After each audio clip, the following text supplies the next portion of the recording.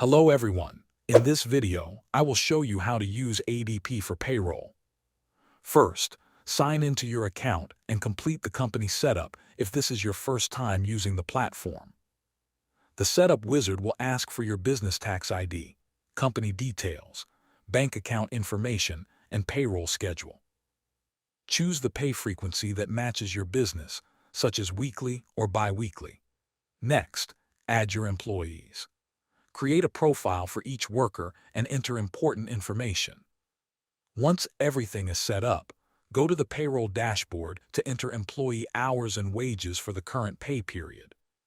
If you use a time tracking app or a point-of-sale system, Run powered by ADP can often import those hours automatically, which helps reduce manual work. After entering the information, review the payroll preview carefully. Check employee hours, earnings, deductions, and taxes to make sure there are no mistakes. Taking a moment to review everything can help avoid payment issues later. When you are satisfied with the details, approve and submit the payroll.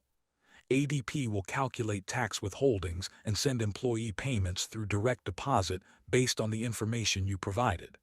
That is how to use ADP for payroll with Run powered by ADP. Thanks for watching.